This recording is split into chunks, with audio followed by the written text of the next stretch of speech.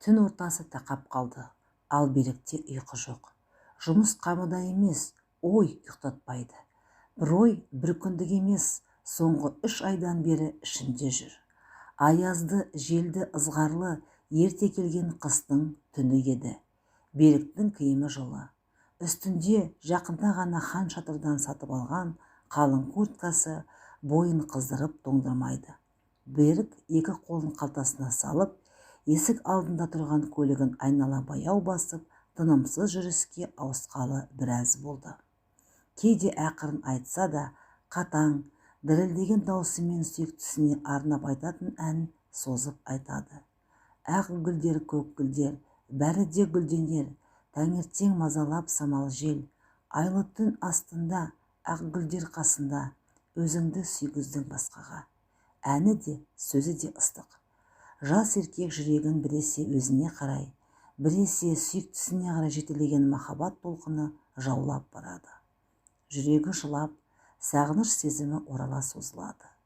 Ғашығына деген сағынышы, ақ маралына деген сағынышы. Көлігін жүз айналса да ештеңе өзгерер емес. Сағыныш сезімі баяулау түгілі, керісінше оттай жанып, тұла бойын жандырып барады. Беріктің ойында толқу бар. Соның бірі әйелінен қысылу, ұялу. Білсе ренжеме. Бірақ әйелімнің не жазығы бар? Ренжеді-ау, айрылсам ба екен. Бірақ кішкентай қызымның не жазығы бар деп уайымдайды, қобалжиды. Не деп тұрсың? Баламыз дейсің бе? Балам, балапаным, сезбедім, білмедім деген Ақмарал да шыдай алмай бірге жыласты. Ақмаралдың бойын өкінішті күйік шалып, халі бітіп, талықсып кетті. Қыздың бұл күйі өте жалынышты болып көрінген. Берік Ақмаралды осы күйге өзі жеткізгенін біліп, үндемей мұңайып отырып қалды. Есін әрең жинаған Ақмаралға бұл хабардың ауыр тигені мұңға толы жанарынан байқалып тұрды. Ана, жаратушы қорғаушы емес пе, ал мен кіммін? Сені қорғай алмады балапаным. Айрылдым-ау сенен жан сәулем. Кешірші ақымақ анаңды. Кішкентай жүрегіңді сақтай алмай қалғаным үшін кешірші мені. Жарығым деп қайғырып, қатты жылай бастап еді. Оны Берік жұбата. Жаным, бұлай жыламашы, болашақта әлі балаларымыз болады. Жүрегімді көз жасың өртеп барады ғой, деді. Ақмарал ауыр күрсінді де. Жаратушым, сенің жазаңды өзі берер. Қандай болашақ, қандай балалар. Сенің көзіңді де, өзіңді де көргім келмейді. Қандай соқыр болғанмын, өзімді аямаппын ғой. Менің күнәма осы жаза да жетер. Сен жан жарыма балаған, мен де ақмақ болған екенмін. Енді ғана көзім жетті. Бізде болашақ жоқ. Өмір бойы сенің мінезіңе көне алмаспын. Сенің таяғыңды енді көтере алмаспын, деді. Иә жаратушым, менің біліп, білмей жасаған күнәларымды кешіре көр, деген Берік екі алақанын жайып, бетіне басты да Ақмаралға қайғылы көздерімен қарап. Ақмарал, жаным менің, кешіре алсаң, сен мені кешірші. Маған не болатынын өзім де білмеймін. Сені қатты сүйгендіктен болар. Сені қызғанғанымда көзіме ештеңе көрінбей қалады.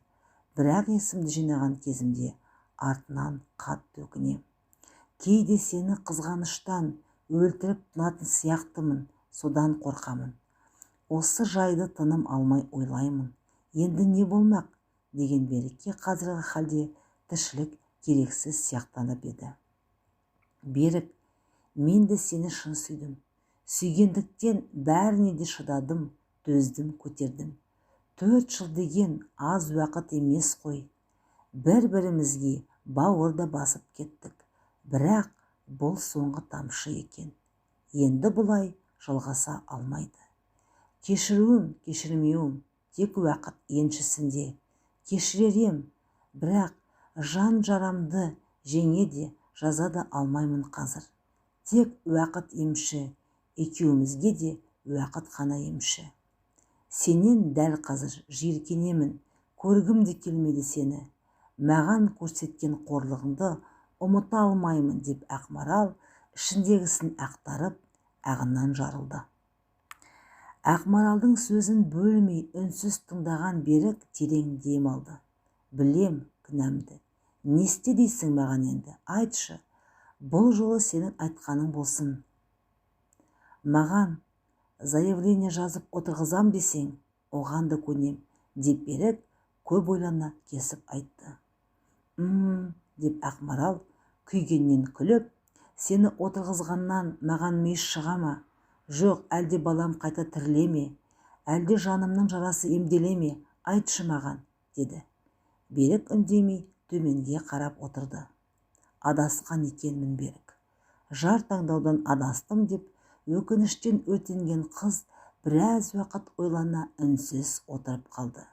Не істе дейсің? Өзің шеш дейсің бе? Олай болса шештім. Бұл менің соңғы сөзім. Соңғы байламым болсын онда деп күрсінген Ақмарал терезе жаққа бір қарады. Толқыны тола алмай жатқан теңіздей Ақмарал өз байламын айтуға қиналды. Күш жігерін бойына жинап, Берікке тіке қарады. Жаным Берік, менің қателіктерім болса кешір, бірақ сен енді мені жайыма қалдыр. Мен сенің атыңа арыз да түсірмеймін, пәле де қуаламаймын. Тек мені өз жайыма қалдырсаң болды. Өміріңнен сызып таста мені. Білімді адамдар құсап, төбелессіз қоштасайық. Енді ештеңені де өзгерте алмаймыз. Өткенді өзгерте алмаймыз. Беріктің үнсіз тыңдап отырғанын көріп, Ақмарал тамағы кеуіп кеткен соң жанындағы стақандағы суды ішіп алды да. Сондықтан давай келсейік. Сен тимесең, мен тимен, бадырақ көз демекші, мен саған тиіспеймін, сен де маған тиіспейсің. Ешқашан бір-бірімізді мазаламайық, іздемейік, хабарласпайық. Қыс кетпей, көктем келмейді емес пе? Болашағымыздан тек жақсылық күтейік. Жас бала емес біз уже, ақыл тоқтаттық. Саған берер кеңесім, тезірек үйлен. Мамаң ауылдан бір қыз тауып берсін, мені ұмытасың. Сол қызға уақыт өте келе үйленіп те кетесің. Оны ұрасың ба, ұрмайсың ба, өзің білесің. Бірақ бұл жаман қасиет. Ешбір әйел баласы бұл қорлыққа төзе алмас. Өзіңнің анаң, қарындасың, әпкең бар емес пе? Ұратын кезде соларды ойла. Өмірде бәрі айналып келеді. Кейін қызыңды біреу ұрып, зорлап жатса, саған жақсы ма? Ақылға кел. Ертең анаңа звондап, үйленгің келетінін айт, қыз тауып беруін сұра. Мені сұраса, біреу алып қашты, соған тиіп кетті дей сал. Иә, солай болсын. Енді сен кет.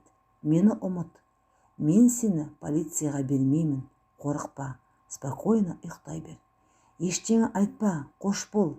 Кет енді, көзіме көрінбей деп, Ақмарал ақырғы сөздерін, шешімін айтты.